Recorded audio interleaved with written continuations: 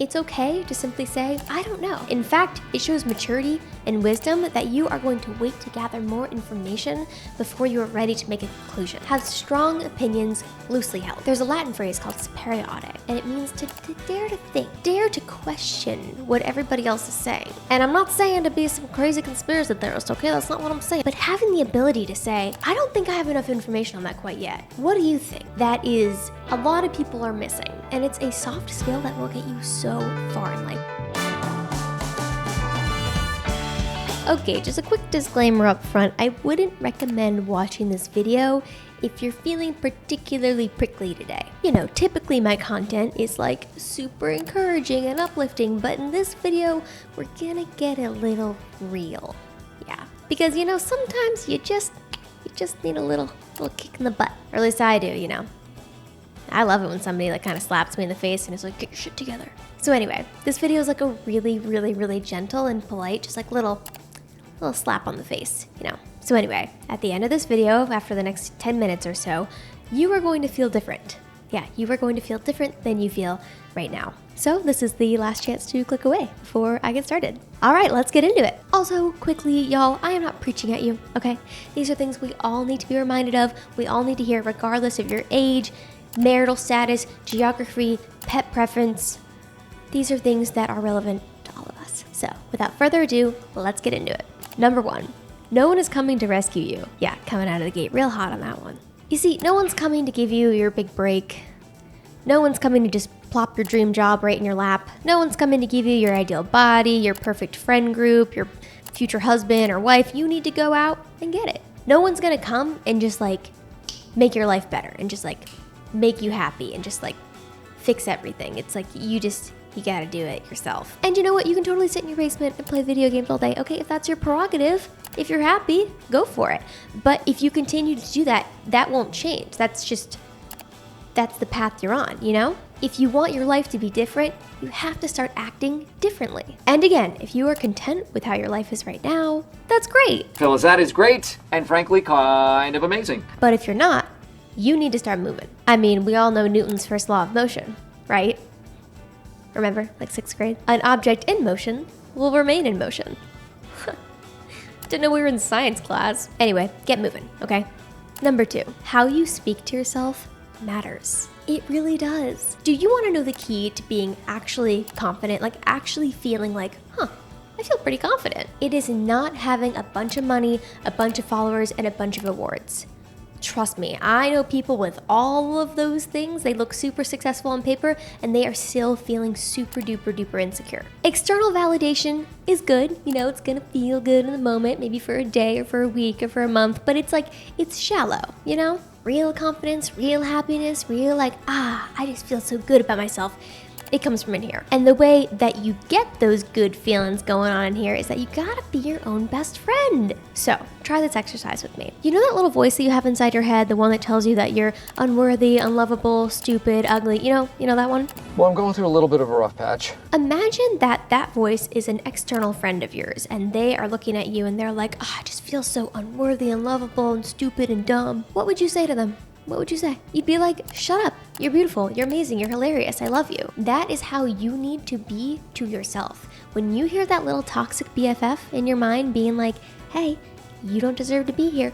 You're not worthy. You're not smart. No one likes you. That's when you need to be like, shut up. I'm actually pretty cool. So you can politely go away. Politely leave my brain now, because there's no shutting off that little voice, but you certainly can talk back to it and you can turn it down. So whenever you hear that little voice talking in your head, saying mean things about you that aren't true, combat it with your BFF, with your internal BFF. I'm just realizing that this sounds kind of crazy, but it works. Speak to yourself how you would speak to a best friend. And that doesn't mean that all the time you're just validating yourself and worshiping yourself. No, because you don't do that with best friends. If your best friend is acting like an idiot and they're being self-destructive and making stupid decisions, you call them out on it. You say, get up off the couch, let's go to the gym, come on, let's go outside, let's go do stuff. So you have to be your own best friend. Be someone that you want to look up to. Number 3, don't let idiots ruin your day. Stop letting people who have no business in your life have so much control over it. No one has to live your life except you. People say stupid stuff all the time, especially on the internet. The amount of insanely ignorant people out there is astonishing, and it's never gonna change. There are certain people who will come into your life with the sole mission of just making you miserable. And it's true for everyone. Like, it's just, there's no exceptions to the rule. There are people out there that have no idea what they're talking about, and their opinion actually bears no weight on your life. You're the person who has to live with the decisions that you have to make. So don't let idiots ruin your day, okay? Just shrug them off. It's a bad moment. It's not a bad day. Okay, it might be a bad day, but it's not a bad life. Also, don't be the idiot that ruins other people's days, okay? You never know what someone else is going through, okay? So just be nice. Number 4, don't burn bridges. Y'all, the world is tiny. It is tiny. When you're young, you look at adults and you're like, there's so many of them, they never interact or cross paths. Like, no, like we all know each other. Like, you get to an age and you're like, everyone in my industry knows each other. Don't film yourself telling off your boss and post it on TikTok. Don't curse out your coworker when you leave your job. Don't send a snarky reply to a recruiter's rejection email. Just don't do it. Just resist the urge, because it's not gonna do you any good. If you have feelings that you need to get out, do it in a healthy way.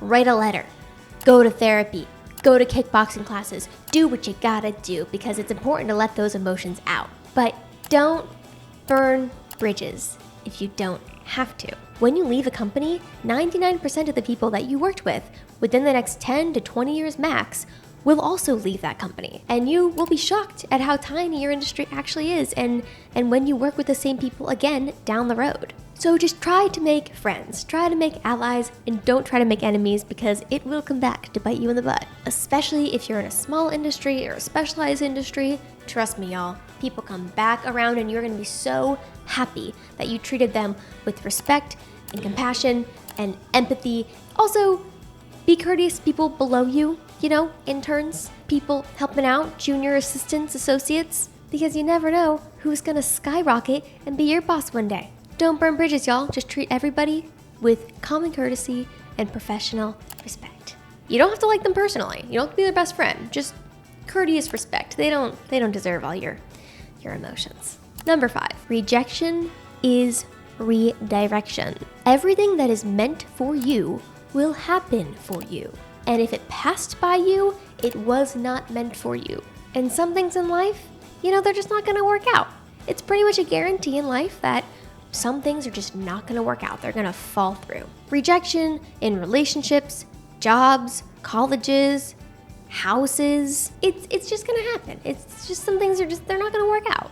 Sometimes it'll have to do with you and there's something you have to address, but a lot of the times it's just gonna be out of your control. Like, it'll just be circumstances that you're probably not even privy to. Maybe they had to hire the CEO's nephew. It was like a Nepo baby situation. Or maybe it's just like crazy competitive and they just couldn't hire all of the qualified candidates. Or maybe the timing just didn't work out. That is a huge one. Timing is like everything, okay? Just because you didn't get that job that day doesn't mean a month later, when the person they did hire leaves, that you can't get the job then. And so often, it's just a timing thing. Like, just because you didn't get into that college that year, it doesn't mean that you can't apply the next year and get in. In fact, if you go watch this show of my episode where I interview attorney Ryan, he talks about how he got rejected from 13 law schools, and then the next year reapplied to one of them and got a 75% scholarship. His application was the same. Nothing changed. It was just about timing. Also, let rejection fuel you, Show them that they were wrong, they made a mistake. Trust me, in a few years, you are going to look back and think, I get it. It clicked. I understand why that had to happen, because other things now could happen because that didn't work out. It will make sense in a few years when you look back on it. I promise you. And when rejection is happening, take a second to listen to your intuition and your gut and think, what is this telling me? What is going on here? What is the universe telling me here? What's God telling me here? Whoever you believe in, Think, what's going on here? Never let rejection get you down, okay? I call it rejection rage, Use the rage from the rejection to fuel you forward. Show them they were wrong, okay? They made a mistake. Should have picked me. Missed out on the opportunity. Number 6, you can't change other people. They have to want it themselves. Yeah. You can't force somebody to want something that they don't want to do. You can't control how other people act or what they say, but you can control how you act and what you say. People will come in and out of your life and teach you lessons. Some people, hopefully most people, will treat you amazing. And there will be a few who treat you like a piece of garbage. But no matter what, you can't control them. You can't control their behavior or what they say or what they do, but you can control what you say and do. That's where the whole boundary setting conversation came from and why setting boundaries is so important. Setting boundaries isn't about trying to control what other people do. Not at all. It's absolutely not about that. It's just about saying what you will do and what you won't do. That's all it is. So, for example, if a coworker keeps asking you to do assignments for them and you're just like, oh my gosh, I don't want to do this. Saying something like, you need to stop putting all your work on me. Or something like, sorry, I can't help you right now, but maybe I can later today. That's not a boundary. That's not a boundary. A boundary would be something like this. I can't say yes to another assignment right now. I will let you know if my schedule frees up. It's firm, it's polite, it's got clear parameters. That is a boundary. I can't do this. I'm not willing to do this. I'm not going to be doing this. If something frees up later, I will let you know. Boom. Signed, sealed, delivered. I'm yours. Okay, moving on. Number 7. It's okay to say, I don't know. I feel like when we're young, we don't want to reveal a vulnerability that we don't know. We don't know what we're doing, and we're trying to tell everybody that we're competent all the time. And that's important, to show that you're competent and capable. And at the same time, it's okay to simply say, I don't know. I haven't done my research on that. I don't know. I'd like to gather more information before developing an opinion on that. Totally fine. In fact, it shows maturity and wisdom that you are going to wait to gather more information before you are ready to make a conclusion. Everyone can't care about everything, but everyone can care about something. Choose what's important to you. Research has strong opinions loosely held. We live in a society now where people want you to make conclusions. What do you think? What's your opinion? Choose a side, pick a side. I knew exactly what to do, but in a much more real sense, I had no idea what to do. And it can feel like a lot of pressure. It's like, oh, well, I gotta pick a side here. But I'm here to tell you that you don't. It's okay to take a beat, do some research, talk to some smart people, and be curious, wonder, ask questions. There's a Latin phrase called sapere aude, and it means to dare to think, to dare to just look into things, dare to question what everybody else is saying. And I'm not saying to be some crazy conspiracy theorist, okay? That's not what I'm saying here. But having the ability to say, I don't think I have enough information on that quite yet. What do you think? The curiosity, the openness is a emotionally intelligence that is a lot of people are missing. And it's a soft skill that will get you so far in life. Just thinking, I don't really know what my opinion is on that quite yet. Let me do some research and get back to you. Don't go around living in ignorance just because you're scared. Just say, I don't know. Tell me about what you think. If you can just say that more often, your life is just gonna become a much bigger place. Number 8, in 5 years, everything will be different. No matter what, in 5 years, for better or for worse, things are gonna be different, especially if you're young. You might be living somewhere else, you might be living with someone else, you might have a different career entirely. In 5 years, things are gonna be different for you. It's important to see your life as a book and a series of chapters. And to know that this chapter that you're in right now, it's just temporary. The only constant is change. Life is all about these transitions from middle school to high school to college to your first job to getting married to having kids, and that's all it is. So my question for you is, what would you name this chapter of your life? What's hard about it? What's easy about it? Let's look at it objectively. What's one thing that this chapter of your life is teaching you? And what's one thing that you might miss about this chapter of your life? We're always focused on our next goal, our 5-year plan, what we're doing next, that we forget to just sit in where we are right now and think, whoa, this is temporary, and this is not how it's always going to be. Life is not always going to be like this, but it's like this right now. Whoa. Number 9, the best things in life aren't easy, but they're worth it. You always hear people say, oh, it's so hard. It's so hard to just try and find a new job. It's so hard to try and work out. It's so hard to try and eat healthy. It's so hard to try and see my friends and family and have a social life. And yeah, all those things are hard, especially trying to do them all at once. It's like a lot. And so we're always looking for shortcuts. I'll just eat fast food. I just won't go to the gym. I can work out next year. Oh, I just won't see my friends for a few months. I just won't see my family this year. Oh, I'll just get a lazy girl job. I'll just quiet quit, whatever. And the thing is that, that's okay to do here and there. Do what you need to do to survive. But I equate it to eating candy. Eating candy is easy. It feels good, it tastes good, it's fun eating candy. But it's not good for you. It might feel good for you in the moment, but it's not good for you long term. I always say discipline is care for future you. And discipline isn't just about going to the gym and eating healthy and going to bed on time. It's also about social discipline and disciplining your soul. It's hard to find a job that you like to do, but it's worth it. If you can find a job that you truly enjoy and you feel fulfilled in, that is worth it. It can be hard to raise kids. It can be extremely challenging, but it's worth it when you see them graduate college or grow up and have kids of their own. It can be so hard to travel all the way home for the holidays and spend 2 weeks with family, but you know what? It's worth it. It's worth it to have that conversation with your grandparents because you don't know when you're gonna lose them.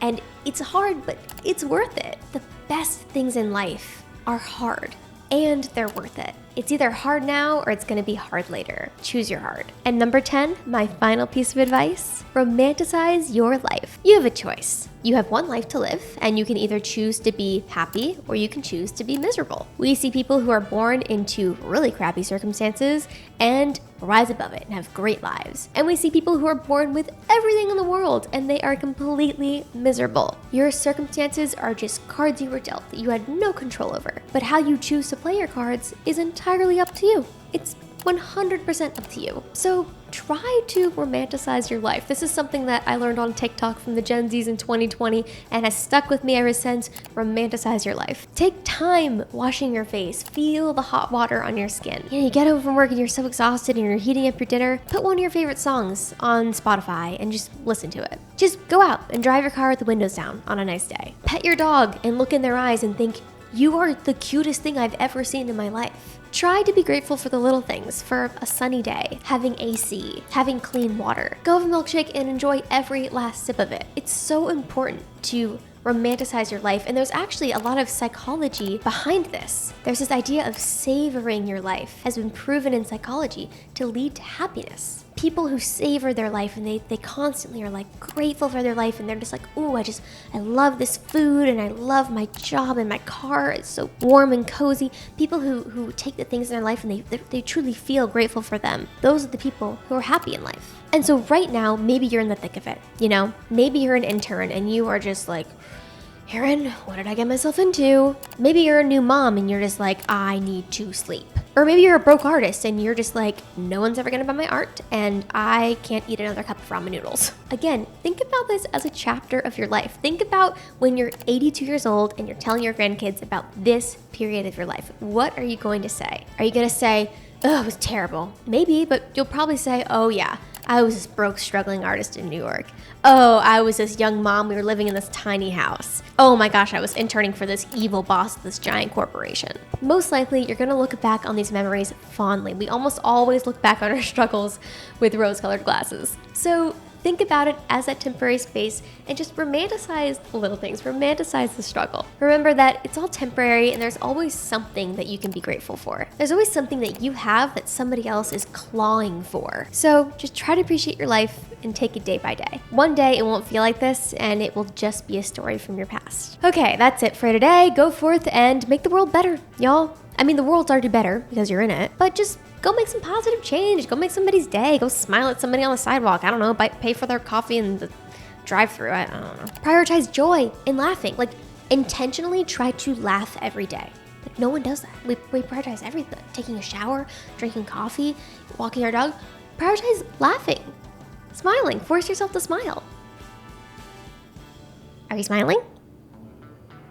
I can see you. Just kidding. Like, just force yourself to smile. Yeah, you look like a crazy person, but eventually you might start to giggle.